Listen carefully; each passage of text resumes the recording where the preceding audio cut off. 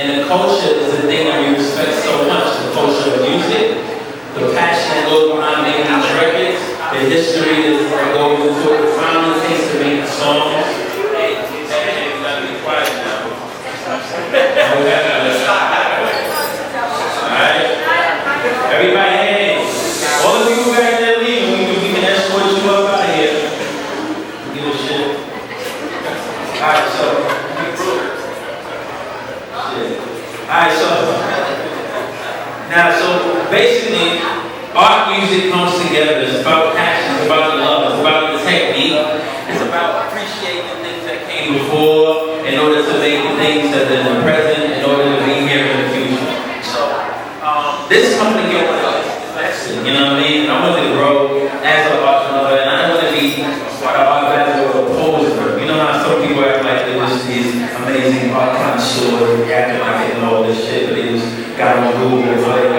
I don't want to come off like that. So I really wanted to learn. I said, in order for me to learn, I wanted to have Alan bring in some pieces from his collection. And I'm just riding these and talking to me, just educate me. There's so much that I feel like I should have already known that I'm learning now, so I'm educating myself. Yo, shut up! Damn, man, grown ass people, you gotta tell me quiet one time. I got 3-year-old who listen right away.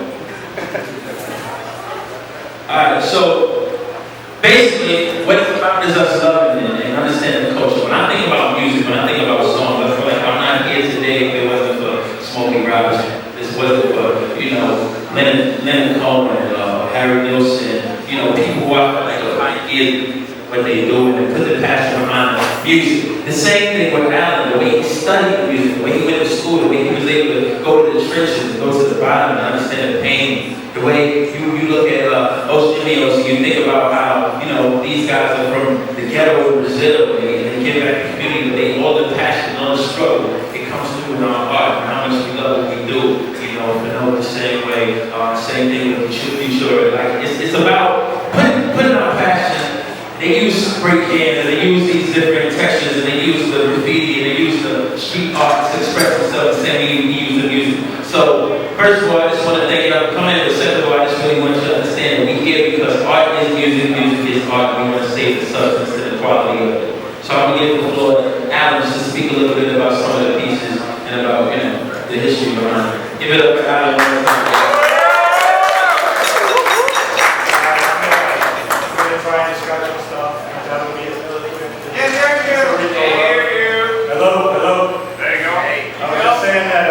My best to describe this. I don't know if I can be as eloquent as Rico loves, but once again, I also want to thank everybody that took the time out of their night during Art Basel, and there's so much going on, so much other events competing for attention to come to Rico. It's also his birthday, so everyone wish Rico a happy birthday. But yeah, anyway, so what we have is also, can you hear me? So what we have is a grouping that we felt was just a cross-section of what's going on right now. It's got some pioneers to the culture, such as Futura, who's done amazing things, reinvented himself many times over decades, starting with the trains he was painting back in the 70s and the 80s. He's recognized as doing the first abstract train. He's done a lot of their stuff, moves on to the music industry, which is one of the first examples. Also collaborated with the Flash, but one of the first examples of art and music coming together. Then back behind me, we have a few notes as Rico had described.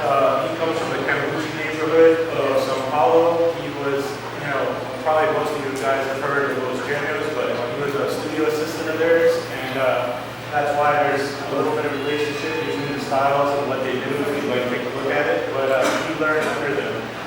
As we work back around, these are some works out of my own personal collection. For the most part, we've got Barry McGee, who's another huge name in there, in the culture, in the industry. We got Os Genios moving on to Fail. Tell me about the two pieces. It's like, you guys see this the guy's ass going into the building and the other side is his head going. It's like two, describe what you were telling me about how this is two pieces, but they're one piece. Yeah. I mean, obviously two pieces describe it as a zip tip. But what Jammers has been doing these, amazing characters for a long time. They've been doing them all over the world. They've been doing them on the sides of 10-story buildings. That's mostly what they're known for. That piece in particular is special because it's the only piece that is done where there's no background to it. They happen to be some very close friends of mine. I met them actually through Barry McGee back, it was like in 2000, before that, 1986 I met them. Barry had introduced me, so I'm half Brazilian, so we naturally hit it off because those guys didn't speak an ounce of English, and I still working fluently. But they've gone on to be superstars. I mean, these are guys that have painted everywhere. They're part of major collections, from the Marley to, Team Modern, Mocha, just huge guys that are really at the top of their game right now.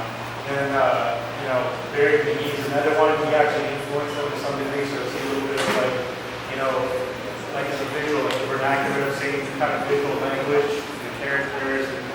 And, you'll see, like, if you take the time to check both of these guys out, you'll begin to see a little bit of overlap between them. The same way you'll see from Javier back over to same thing applies.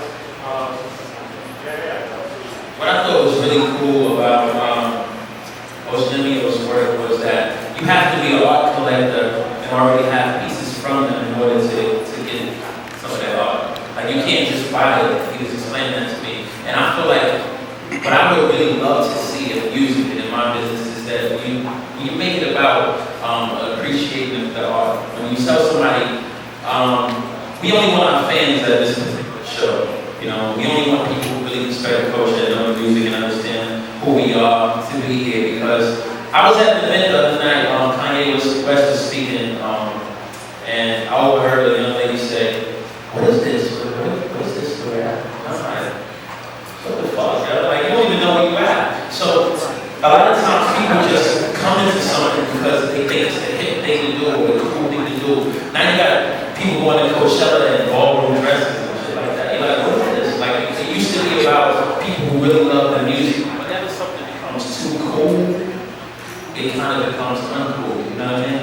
So I think when it's about the passion, when it's about the art, it's more substance. And I think that's something in music that we should borrow from the art world. It's about how to appreciate something solely for what it is and not because of a look or because this person's going to be here or I need to be here. There's people right here, probably the motherfuckers who talking in the back who don't even know what this is about. They just heard Rico loves going to be here and need to come. But it should be more about, I understand this, I studied this, so I appreciate it. Or I want to learn. I want to sit down and really understand it. This could be my opportunity to learn too about it. So, this is my little 2 cents about that. But I want to share that about those pieces, about how you really have to be almost in an elite fraternity in order to be able to buy or purchase some of that art. And I think that's really cool.